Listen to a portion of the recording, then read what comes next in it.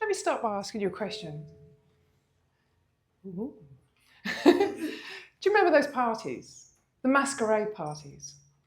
We don't quite know the real person behind the mask. It can be quite exciting, curious, fun even. Except, what happens if you had to wear that mask every single day? Let me take it back. It's December 2019, and I'm heading towards security in Schiphol Airport, Amsterdam. Now, I love it here. It's almost like my second home. I've been coming to and fro for the last 8 years for work. And it's so easy. You just scan your passport and you're through. And you can hear the hustle and bustle of everybody going on to their next destination. And you see those stairs over there? I should take them, really. But as always, she's gone rushing off up the escalator, not a bye or leave for anybody else. Looks like I'm taking them instead. Although, I have to say, my throat, it's really dry and my chest is it's really hurting me. I know what that is. It's that bloody interview. I mean, why on earth I was being interviewed with a company that I'd worked with for 23 years is beyond me. You know what's even more ridiculous? It was me that helped to design the new organisation that she has just interviewed me for. And I have to say, it did not go well. In fact, I really need to get off this escalator. My head is spinning me. Oh, God, I mean, if only she would move out of my way. I mean, why is she staring at me like that? With her big, dark brown eyes and her bob framing her round face. And she has her arms crossed. Now, Joyce, she's a bit like Dawn French from The Vicar of Dibley. But unlike her smile rarely meets her eyes. And I don't want to hear what she's got to say. Oh, Keely, what's wrong with you? You look like you're about to have an anxiety attack. When are you going to realise you are not responsible for your team's future? In fact, your team have said you're not responsible for her future. You can't keep everybody happy.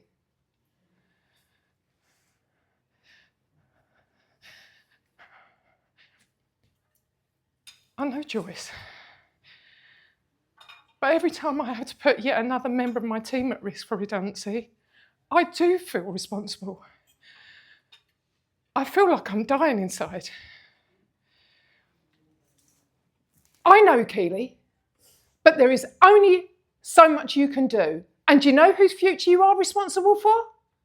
Your own. Turns out that wasn't entirely true. Because not a month later, I'm sat across from Joyce from HR on a Zoom call. Well then, Keely, it looks like you didn't take any heed of what I had to say, but it doesn't matter because I'm afraid you wasn't successful in your interview and I'm afraid you've been put at risk for redundancy. Just like that. And in that moment, my world come crashing down and mentally and physically, I shut down. So maybe you've had that time where you've been wearing that brave mask.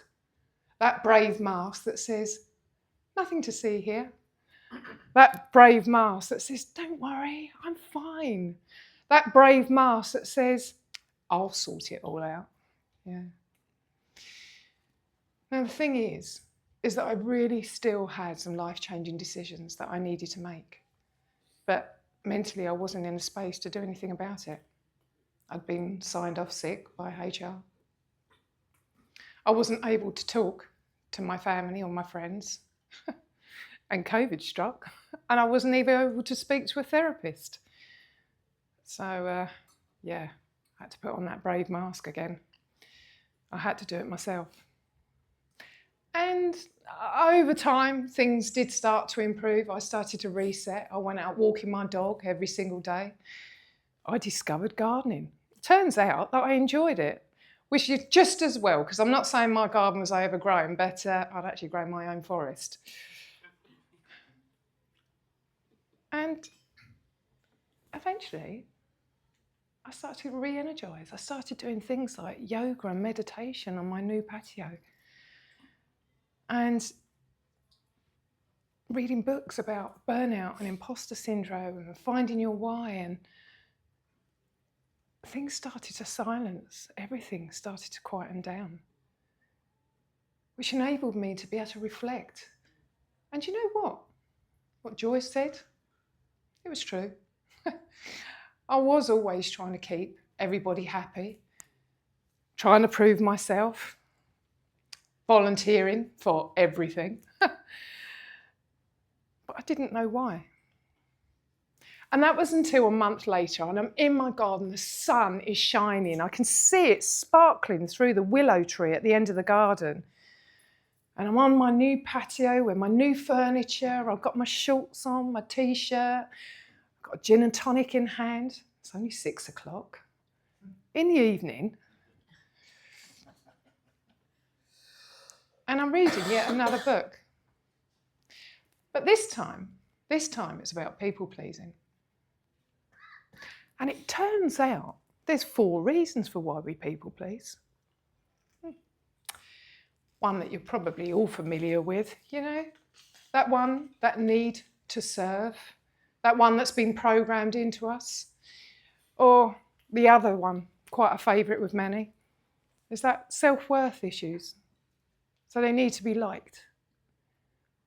Or another one, oh, I've seen this so many times, that they think that being nice means good. And that if I say no, I'm not a very nice person.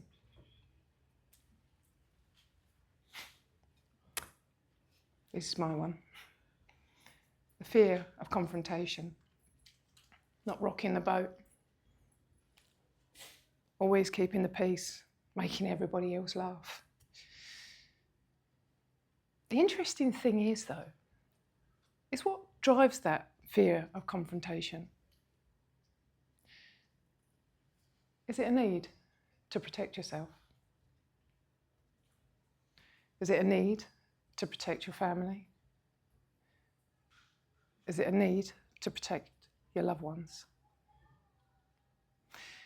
Now, I had to dig deep to find out what was driving me to wear that mask of a people pleaser, because it was neither serving me or my family. But how do you stop people pleasing? Well, I know how I stopped people pleasing. I learned to please myself. And I don't mean like that either. And what I rediscovered was that over the time that I was healing, so the thing that I loved, nothing more in the corporate world, was seeing the light shine in someone's eye, seeing them thrive, seeing them shine. When they had that eureka moment, just seeing them light up and being part of that journey. And that's when I made the decision to take a step back from the corporate world and take the redundancy and set up my own coaching business. Isn't it absolutely wonderful when someone says something to you, or you read a line from a book, and you realise that you don't need to wear that mask anymore? Now, I would truly, truly love to tell you that I had clients queuing down the street waiting to knock on my door. Well, we know the reality of that one.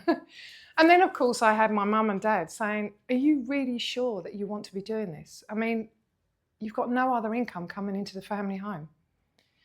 And then I had my wonderful friends saying, a coaching business? What do you know about running a coaching business?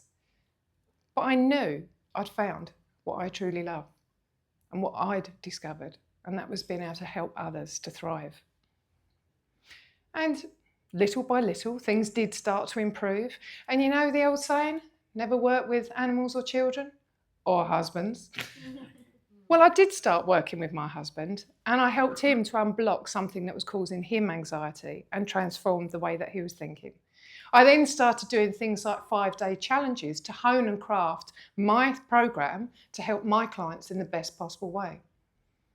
And then a few months later, I'm sat in this little tiny cafe in the heart of Canterbury, and I can hear the chink, chink, chink on the side of the coffee cup and that rich smell of Italian coffee. So clearly I wasn't in Starbucks. And sat across from me, she's sitting there with her blue sparkling eyes, her blonde spiky hair, a cherub-like face, and she's beaming from ear to ear. Keely, you're never going to believe it. I finally stopped it. I'm no longer working 70 hours. I actually went out on a date with my husband, you know, out.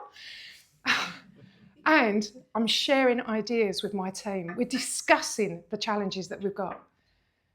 And what's even better is I'm sleeping at night and my health has been better than it's been in a long time. And that was when I knew I'd cracked it, because that was Sammy Angleby, founder of her own blinds company. And when she did come to me, she was working 70-hour week. Her stress levels were through the roof. She wasn't sleeping at night, and she certainly wasn't being vulnerable with her family and friends. And where am I right now? Well, things have progressed. And I now get invited to international speaking engagements. My first was in Castle in Northern Ireland, in front of the Earl of Crom, no less. I then went on to places like Cancun, Mexico, and more recently, I overcome one of my biggest challenges by speaking in front of one of my biggest audiences of 1,500 people at the Arbonne conference last year in Liverpool. And if you'd have asked me to do that in 2020, I would have laughed at you, because I was terrified of speaking publicly. And I then went on to become Mentor of the Year for the Santander's Women Leadership Programme. And then one of the biggest things that I'm really proud of is that I wrote a book dedicated to my brother on the anniversary of his first death. I wrote it 11 days, and on his birthday. It was a #1 bestseller, and by the end of the year, I was Author of the Year, which I was very proud of. Thank you. And then last year, I wrote my second book, which was Speak with Impact, and it is transforming presentation fear into charismatic leadership. And all of that I've been able to do through my program, the Freedom Transformation Formula, and been able to help my clients to be able to thrive and shine beyond belief. But before I share you with that, I would love to return you to my initial question. Life isn't a masquerade party. Life is about being who you truly are and living your life with passion, purpose, and most of all, with joy. Thank you. Give it up for Keely! Thank you.